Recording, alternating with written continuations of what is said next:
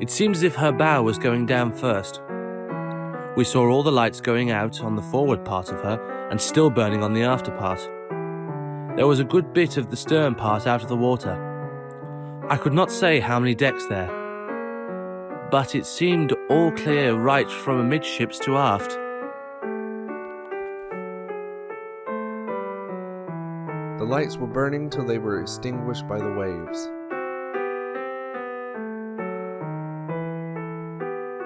Deck by deck we watched the lights go out as the boat dropped lower and lower into the sea. At last but 4 rows of lights were left. Then the water reached the portholes as it rushed in here.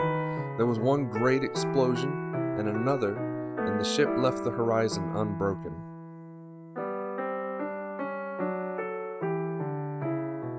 She went very gradually for a while. We could just see the ports as she dipped. We could see the light in the ports, and the water seemed to come very slowly up to them. She didn't appear to be going fast, and I was of the opinion that she would not go. I thought we were only out there as a matter of precaution, and would certainly go back to the ship. I was still of the opinion that she would float. But she gave a kind of sudden lurch forwards, and I heard a couple of reports more like a volley of musketry than anything else. You wouldn't exactly call them a heavy explosion. It didn't seem like an explosion at all.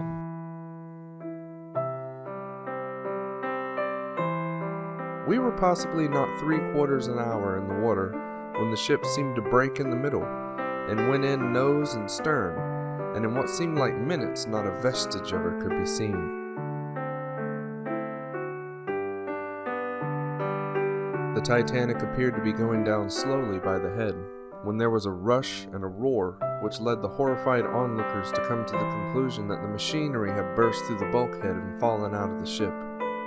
Then for a moment or two, the after portion of the vessel looked to be righting herself, and she came right up on an even keel, yet with a lurch that raised her stern high in the air. For a brief period she remained in this position, and then vanished from view, whilst at that moment the air was rent with cries of mercy and help.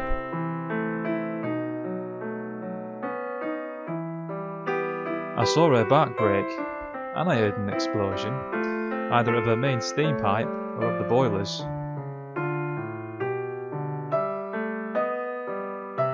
She parted right in half. The forward part went down first, and the aft seemed to stand upright.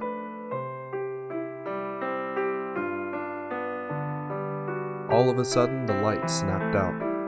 There was a tremendous cracking noise. The Titanic seemed to break in two. Then there was a tremendous explosion.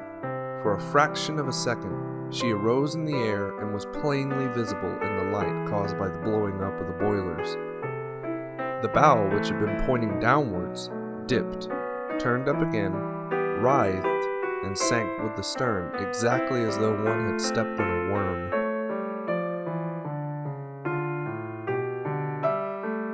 She went down as far as the after funnel, and then there was a little roar as though the engines had rushed forward, and she snapped in two. And the bow part went down and the after part came up and stood up for 5 minutes before it went down. It was horizontal at first, and then went down. We could see the after part float, and there was no forepart to it. I think she must have parted where the bunkers were. She parted at the last, because the after part of her settled out of the water horizontally after the other part went down. You could see her propellers and everything. Her rudder was clear out of the water. You could hear the rush of machinery, and as she parted in two, the after part settled down again, and we thought the after part would float altogether. The after part uprighted herself for about 5 minutes, and then tipped over and disappeared, going down, head foremost, not on the side.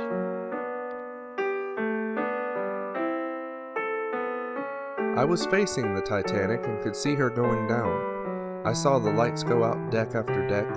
When the water got into the engine room, there was an explosion, and I saw the Leviathan part in the middle.